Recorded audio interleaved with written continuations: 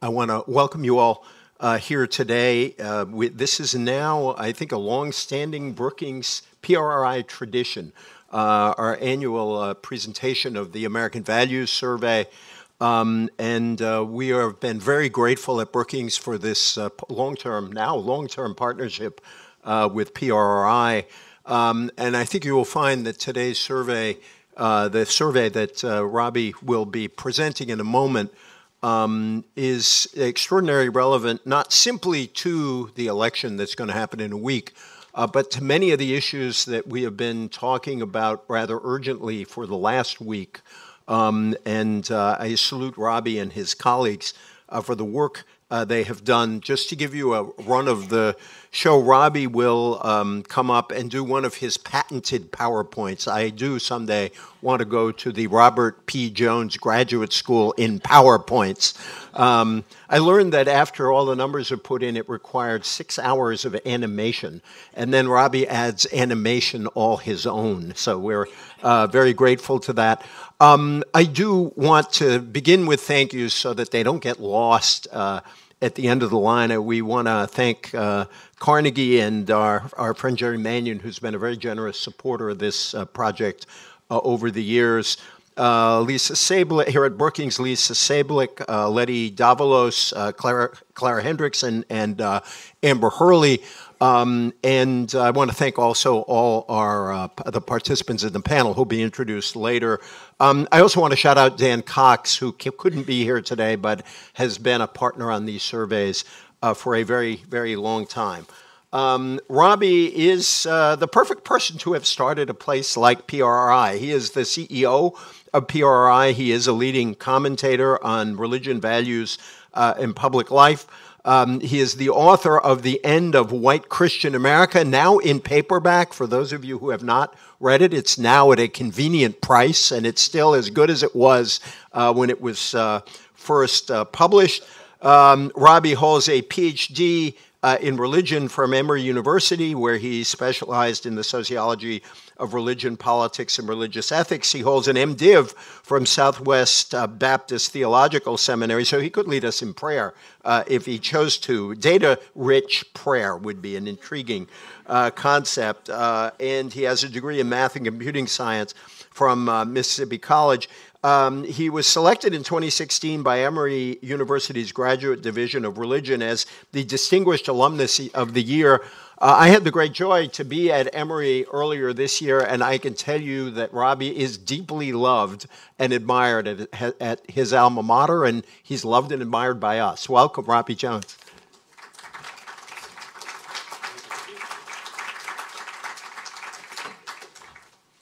Well, thanks, everyone.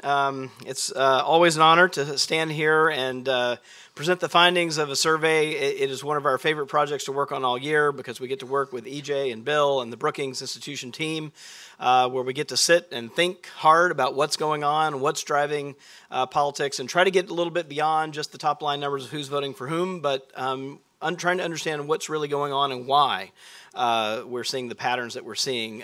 This is the 9th year that we have been here with Brookings. So this is the 9th annual American Values Survey. Next year, stay tuned, it'll be number 10. We're checking God willing and the creek don't rise, as we would say back home. But we're thrilled to be here. I want to say a quick thank you to the PRRI team. As you've seen the report, it covers a lot of ground. I'm only going to cover a little sliver of it here, and hopefully we'll open it up a little more when we get to the discussion and Q&A session. But I want to just say a quick shout out to the PRI team, to Dan, Rob, Molly, Alex, and Maxine, and the research team, making sure all the I's are dotted, the percent signs in the right spot. For Joni, Doug, and David, and our communications team, for making sure everyone knew about the event today and knows about the main findings. And Sheridan, Loretto, and Avon, who help us make sure all of our trains run on time and that we are here when we're supposed to be here, and that everything's organized. So thank you to the PRI team. And with that, I'm going to jump in here to the findings from the 2018 American Values Survey. I'm going to start with the elections. So in our survey, we're showing a 9-point Democratic advantage in the generic ballot among registered voters. There's a number of divides, but the one I want to highlight here is the gender divide here that is quite substantial, as you can see in the on the generic ballot. So men favoring, again, by about 9 points, but women really flip the other way. We're looking at 26-point Democratic advantage among women in the country. And I should say, one of the things, I think the theme of this, our findings here are just divides. I mean, we're going to see huge divides along the lines of race and party and gender. So this is just kind of one among many. So we also asked about what was driving the election here and issue priorities. This is right at the front of your report if you want to follow along here. But issues by party. So the gray in the middle are all Americans, and we did this little distance chart thing for each of these. The red dot represents Republicans. The blue dot represents Democrats. And here we asked people to give us their first and second priority, right? So they could give us one, and then we asked them a second time to give us their second priority. We added them together, and this is where we ended up. And basically what you'll see here is that there are a cluster of issues out here on the red on the right that Republicans say are the most important issues. That is the economy, immigration, and national security, right? These ones that kind of skate out here far to the right. Sort of after that is kind of health care, but it's really these three that skate out here. If you look to the right on Democrats, the blue dots, you'll see it's a different set of issues, right? It is the cost of health care, the growing gap between the rich and the poor, and then there's this cluster in the middle, the economy, gun policy, and racial inequality. One thing you'll note here is there's very little overlap, right, between Democrats and Republicans on their issue priorities. So it's not just that we're kind of fighting over what to do about a particular issue. We're even fighting over which issues we should even be arguing over in the first place. So one of the other things we asked in the survey is, like, who is likely to vote? And these are the people who report to us. Now, this is all self-reported. I should caveat here, say they're absolutely certain to vote in the midterm elections. Among all Americans is 54%. These are white women and white men.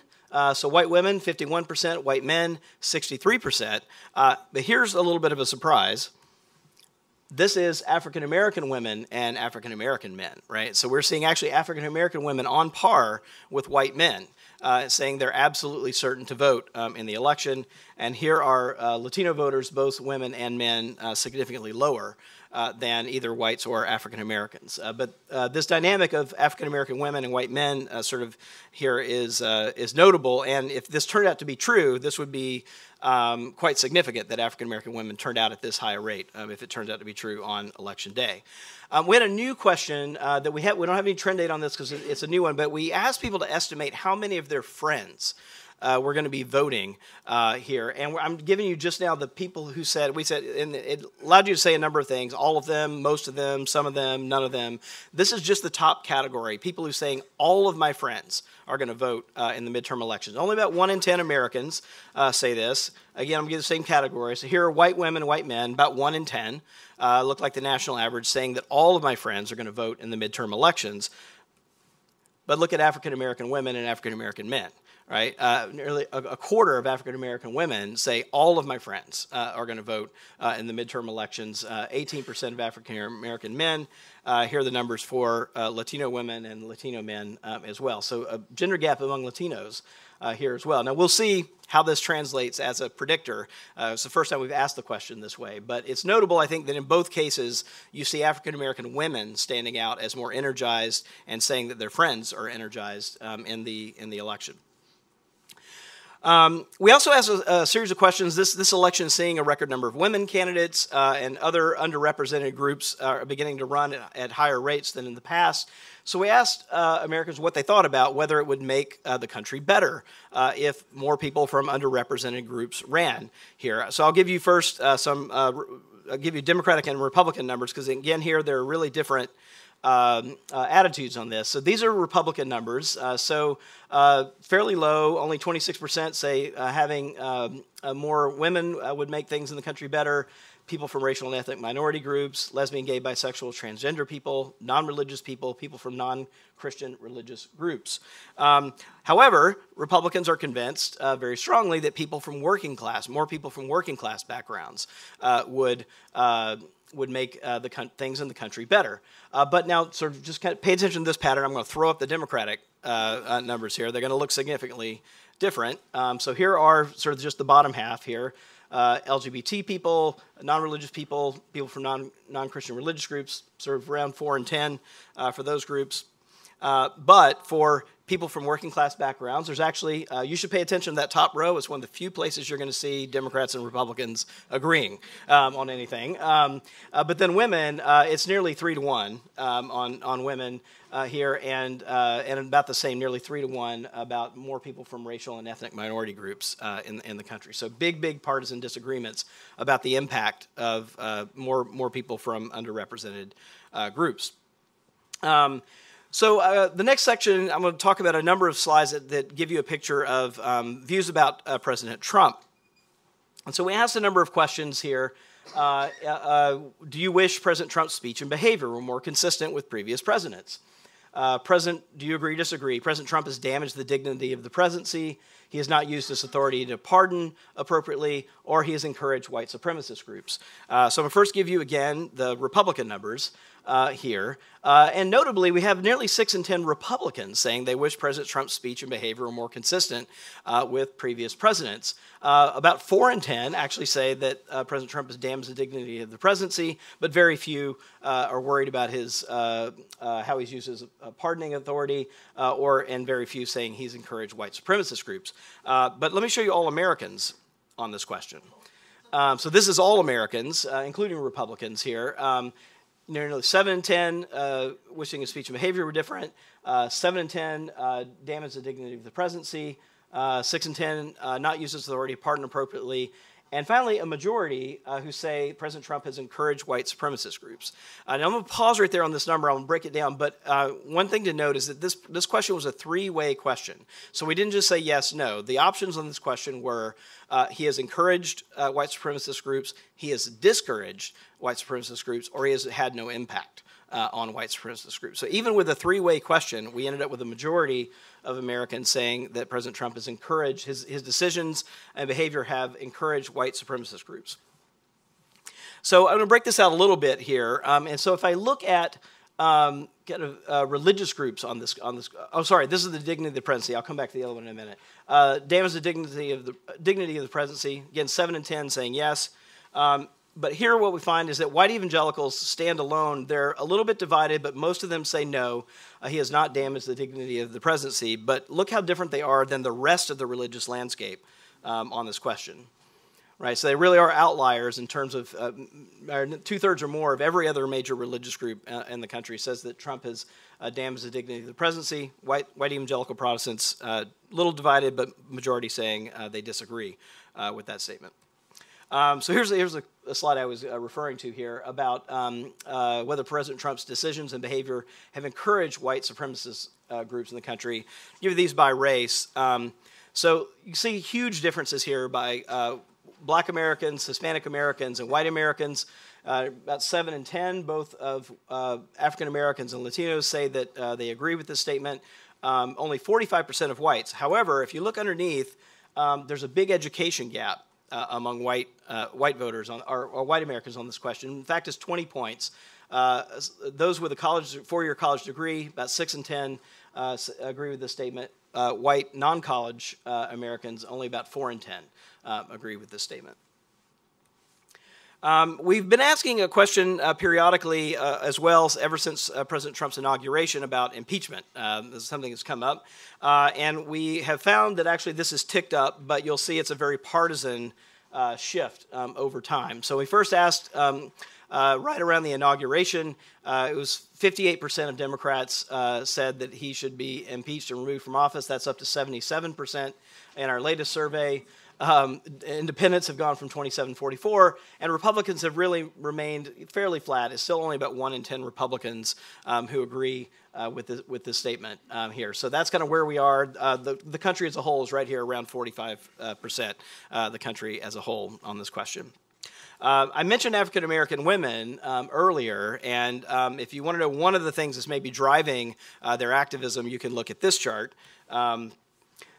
Here, that 78%, 8 in 10 African American women say that President Trump should be impeached and removed from office. So we've kind of sorted people by race and gender here. Hispanic women are next, then black men, Hispanic men, and then white women. And look at white men way over here. Right, they're only 30% of white men agree with this statement. So that's nearly 60 points different than African American women. On the other hand, or nearly 50 points spread on this question. And here's the other side, just so you can see the contrast on the other side.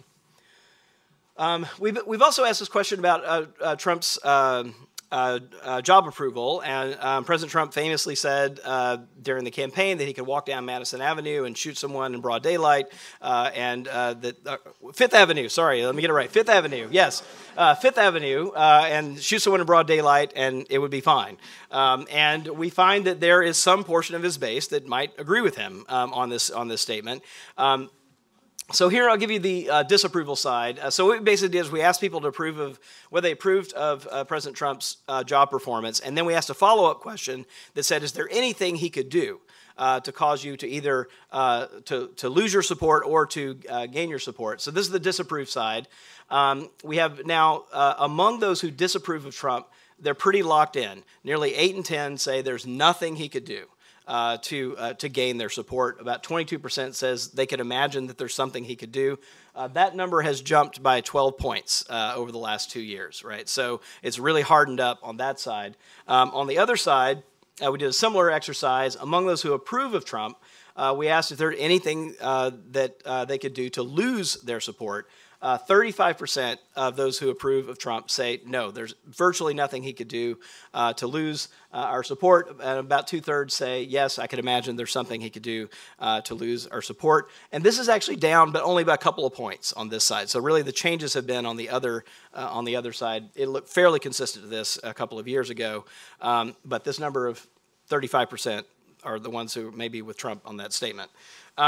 Now, despite all of this, and some kind of misgivings about Republicans about President Trump's behavior in office, even significant numbers saying that he has maybe disgraced the dignity of the office, President Trump is in a really solid position in terms of who want him to be the nominee. So if we look among Republicans, of those independents who lean Republican, and we say, look ahead to 2020, would you rather have Trump or another Republican nominee? So even asking about another Republican nominee, it's 2-to-1, saying I would rather have Trump as the nominee going forward. And then these other groups are going to be groups among Republicans and Republican-leaning independents, so kind of base groups. But here's Republican or leaning women. It's 60-40, so a little bit less likely, but still solidly 60-40 prefer Trump. White evangelical Protestants, it's 70-30, essentially, would prefer Trump. Among men, it's about the same, 70-30, and white non-college, it's 3/4, 1/4, say that they would prefer Trump over any other Republican candidate heading into 2020. So that's where we are in the election and Trump. Just a couple of slides on some of the flashpoints here: immigration, the Me Too movement, and race relations, and then I will wrap it up. So the first one here, seeing massive partisan divides on a range of issues around immigration. So from left to right, kind of Muslim travel ban, temporarily preventing people from some majority Muslim countries from entering the U.S. Second one, building a wall, passing a law that places stricter limits on the number of legal immigrants coming to the U.S., preventing refugees from coming to the U.S., and this policy of family separation over here on the right. But on all of these policies, you'll notice that massive partisan divides on these questions. So the first one, preventing people from coming from some majority Muslim countries, 52 percentage points gap between Republicans and Democrats on that question. One of Trump's signature policies, building a wall, we're looking at a 61 percentage point gap between Democrats and Republicans on that question. On the question of legal immigration, we're still looking at 40 plus points on that question. On refugees, again, looking at 40 percentage point differences between the two parties. And even on a question where there's kind of more agreement, lower support overall. But even here on the question of whether separating children from their parents and charging their parents as criminals when they enter the country is a correct policy, we have a majority of Republicans, but only 10% of Democrats. So again, a 40-plus point percentage gap, even on a question where there's like lower support. So this is kind of the, polarized environment that we find ourselves in. And the notable thing about this is that it has gotten bigger just over the last couple of years. And some of you have been coming for a couple of years. You've seen a couple of those questions before, and the gaps were big, but they've been getting bigger. So here, just over the last 2 years, are Democrats on 3 of these questions that we could track back. Basic stability here. There has been some uptick on the question about temporarily preventing people from some majority Muslim countries among Democrats, but the other ones are fairly stable. But among Republicans, we're seeing an uptick on all 3 of these questions. So 12 points on the Muslim travel ban, 7 points on building a wall, and another 7 points on passing a law to prevent refugees from entering the U.S. So basically, the divides are getting kind of harder and bigger as we just over the last couple of years.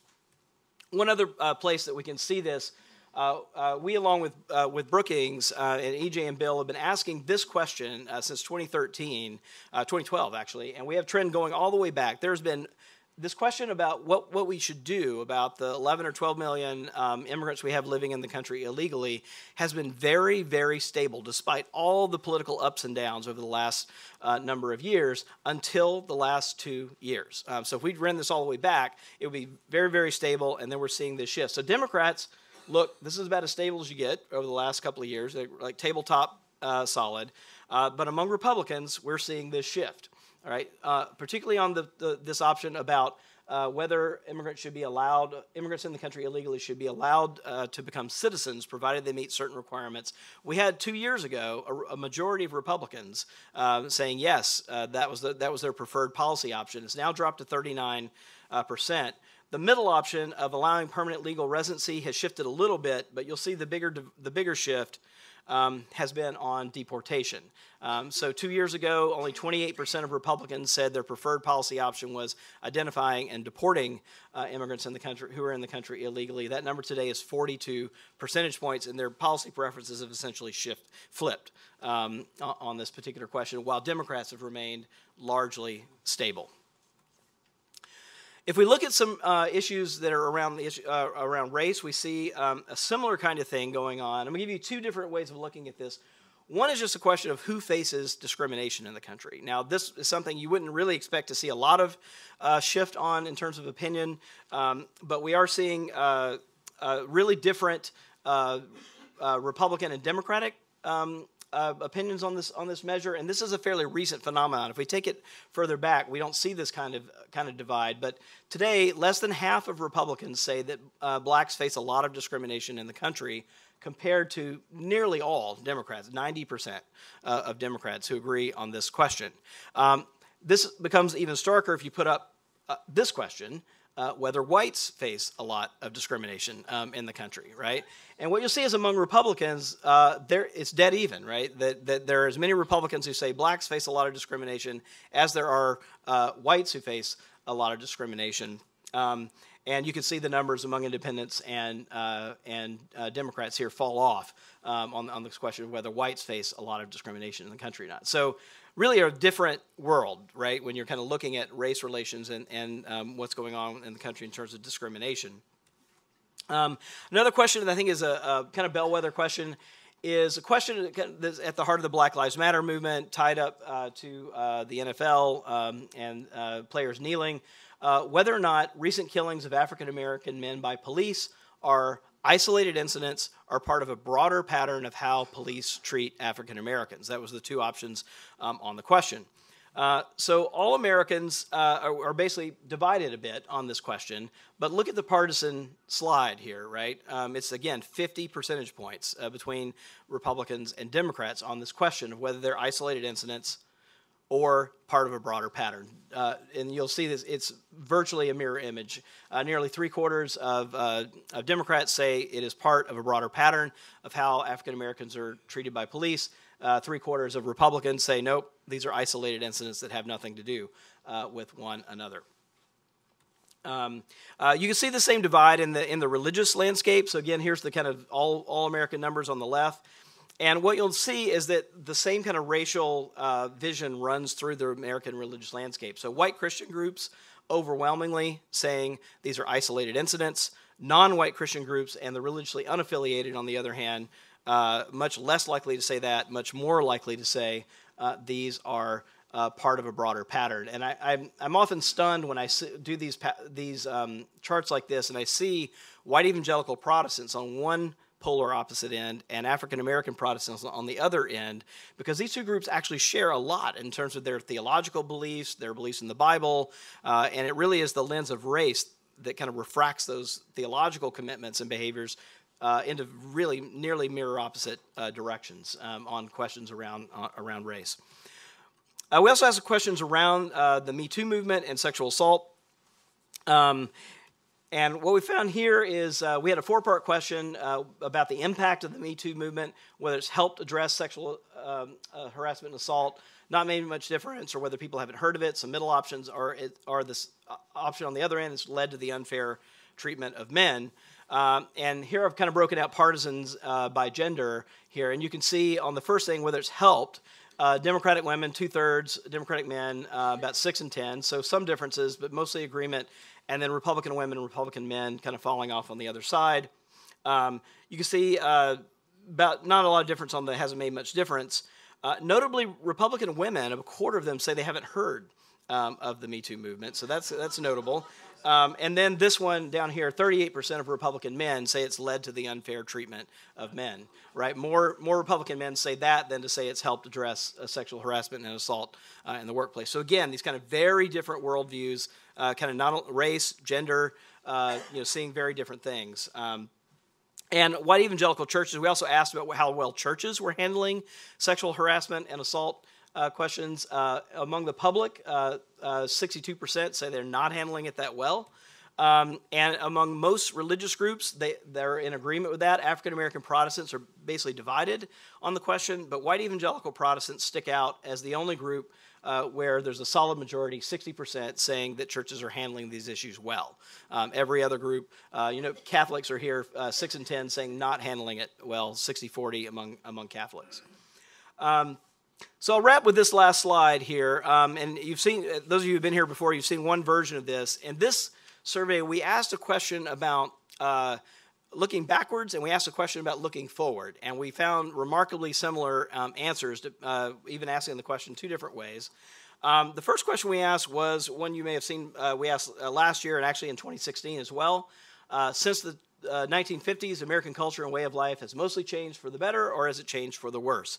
And again, if I put 2 partisans up here, you'll see they're virtually mirror images of each other, with Republicans, 2/3 of them nearly, saying things have changed for the worse, and 6 and 10 Democrats saying things have changed for the better. So that's if we kind of look back to the 1950s, and this may give you some sense of why that last word in Trump's campaign slogan had some power, right? Make America great again, right? This is kind of hearkening back thing. But we also asked a question looking forward, and we just in the survey said, look, in 2045, the census predicts the country will become majority non-white. Do you think this will be mostly a positive development or a negative development? And we see very, very similar reactions to that demographic change going forward as well. With Republicans, 6 and 10, saying this will be a mostly negative thing for the country, and Democrats, 8 and 10, very strongly embracing the changes and saying, no, this will be a mostly positive thing for the country. So, I'm going to wrap it there with, these huge divides, and I think part of our discussion will be, the very, very important and fundamental question of, like, where do we go from here? So with that, I'll welcome up all the panelists. Thank you.